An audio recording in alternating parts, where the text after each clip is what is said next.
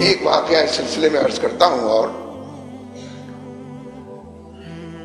حضرت عبد الرحمن بن عوف رضی اللہ تعالیٰ عنہ اس کے راوی ہیں، فرماتے ہیں کہ میدان بدر میں ایک مرحلہ وہ تھا کہ ایک آدمی ادھر سے لڑنے کے لیے آتا تھا، پھر ایک ادھر سے لڑنے کے لیے آتا.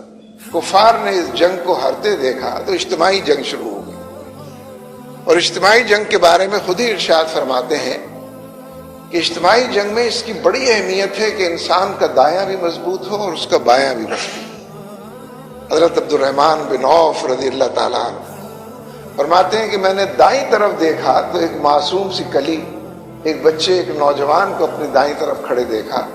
دل ہی دل میں نے کہا کہ عبد الرحمن تم تو مارے گئے، تمہارا دایاں تو بہت ہی کمزور، یہ کیا گل کھلائے گا، کہاں تک جائے گا. فرماتے ہیں پھر میری بائیں طرف نظر پڑی تو ایک اور معصوم سے بچے کو میں نے اس طرف کھڑے دیکھا، بس پیروں تلے زمین نکل گئی، اور میں نے اپنے آپ سے کہا کہ تمہارا تو دایاں بھی کمزور ہے اور بایاں بھی کمزور ہے. فرماتے ہیں کہ ابھی اسی ادھیڑ بن میں تھا کہ دونوں بچے بیک آواز بولے اور چلا کر دونوں نے کہا کہ چچا ابو جہل کہاں ہے. فرماتے ہیں کہ میں نے دونوں کو سر سے لے کر پیر تک دیکھا اور پوچھا کہ بھتیجو تم ابو جہل کا کیا کرو. دونوں نے بیک آواز کہا کہ چچا گھر سے طے کر کر آئے ہیں، اللہ اور اس کے رسول کے باغی کا کام تمام کریں گے، جہنم رسید کریں گے، خون میں اس کو نہلائیں گے. فرماتے ہیں کہ میں نے کہا کہ اچھا تو دیکھو وہ سامنے وہاں مچان پر فلاں رنگ کے کپڑوں میں ملبوس بیٹھا ہے، بس وہی ابو جہل بیٹھا. بار بار اس کی فوج تتر بتر ہوتی ہے، بار بار وہ ان کو منظم کرتا، لشکارتا اور آگے کی طرف بھیجتا. بار بار اس کی فوج میں بدنظمی کی کیفیت پیدا ہوتی ہے، پھر وہ ان کو منظم کرتا ہے. دیکھو وہ سامنے فلاں مچان پر فلاں رنگ کے کپڑوں میں ملبوس ابو جہل بیٹھا. فرماتے ہیں کہ ابھی بات ادھوری تھی، ابھی کچھ کہنا باقی تھا کہ دونوں بچے طوفان کی طرح اٹھے، بجلی کی طرح کوندے، آندھی کی طرح بڑھے، مچان کے قریب پہنچے. دونوں نے وار کیا، دونوں کا تلوار کا وار ابو جہل کی گردن پر لگا. ابو جہل مچان سے نیچے گرا، خاک اور خون کے اندر لتھڑا ہوا ابو جہل انہی زخموں کی تاب نہ لاتے ہوئے جہنم رس. یہ دو بچے کون ہیں؟ معاذ اور موعوذ رضی اللہ تعالیٰ عنہ. کیا بات، یہ واقعہ تو ہم بیان کرتے رہتے ہیں، لوگ سنتے رہتے ہیں، لوگ بیان کرتے ہیں، ہم سنتے ہیں، پڑھتے ہیں، لکھتے ہیں. یہ واقعات صرف اس لیے ہیں بدر کے اور طائف کے کہ ہم بیان کریں؟ نہیں، آپ بھی جانتے ہیں، اس لیے نہیں. یہ زندہ اور تابندہ واقعات. بدر کے میدان کا پہلا اور بنیادی سبق یہ ہے کہ جب حق اور باطل کا معرکہ ہوتا ہے، جب معروف اور منکر کی کشمکش ہوتی ہے، جب اللہ اور اس کے رسول، قال اللہ اور قال رسول کا حوالہ مضبوط ہوتا ہے اور شیطان اس کی ضروریت سامنے ہوتی ہے، تو عددی قوت بے معنی ہو جاتی ہے. اسلحہ، ساز و سامان بالکل ناقابل ذکر ہو جاتے ہیں. در حق خود عددی قوت، حق کے اندر خود اسلحہ اور ساز و سامان، حق کے اندر وہ کر و فر اور وہ تمام چیزیں مضمر و پناہ ہیں کہ وہ باطل کو شکست دے سکے. باقی تو پھر نام لینے کے لیے میں اور آپ موجود ہیں اور دوسرے لوگ ہیں. اس لیے نظریاتی کشمکش کے دور میں اور حق اور باطل کے عنوان سے میدان عمل میں نکلنے کے حوالے سے اس ایمان کو پختہ کرنے کی، ان قدموں کو جماؤ کی، استقلال اور عزم و ہمت کی، استقامت اور العزمی کی ضرورت ہے.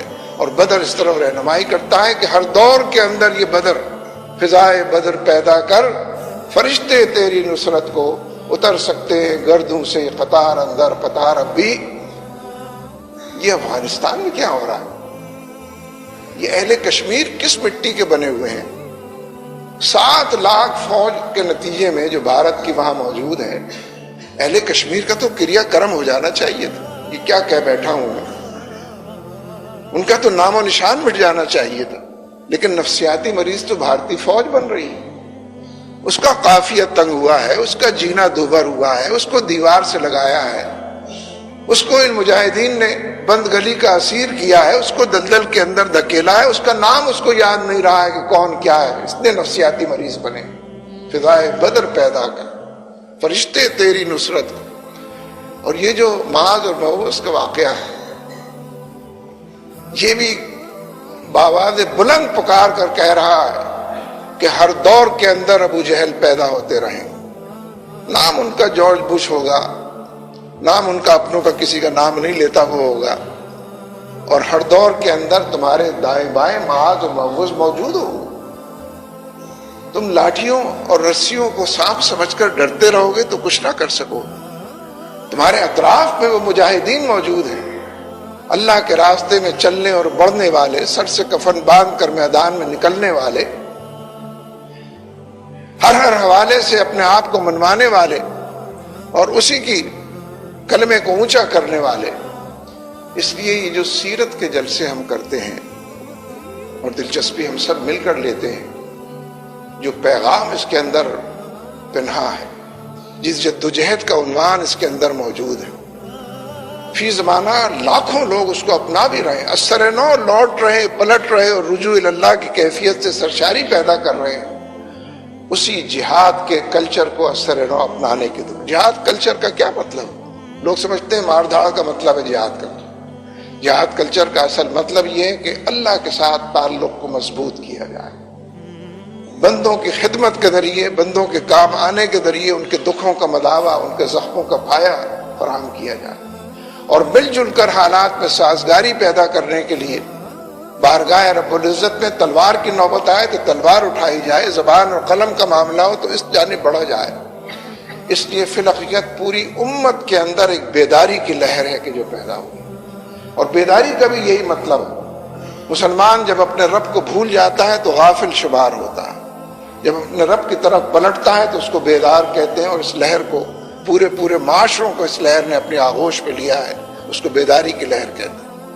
اس لیے چاروں طرف کا منظرنامہ بآواز بلند پکار رہا ہے، بانگے دہل کہہ رہا ہے، ڈنکے کی چوٹ پر سنا رہا ہے، دیوار کی پر لکھی تحریر بن کر ابھر رہا ہے. چاروں طرف کا منظرنامہ کہ اے اللہ اور اس کے رسول کے ماننے والوں، اے آخرت کے حوالے سے اپنے آپ کو جاننے والوں، اپنے پیروں کو غبار آلود کرو، اپنی زبان کے اندر نرمی گفتار اور خیرخواہی کے جذبات پیدا کرو، اور اپنے رویوں اور طور طریقوں میں مل جل کر اتحاد اور اتفاق کے ساتھ حالات کی بہتری کی طرف بڑھو. اللہ تبارک و تعالی ہم سب کا حامی و ناصر ہو. اقول قولی ھذا استغفر اللہ لی ولکم ولسائر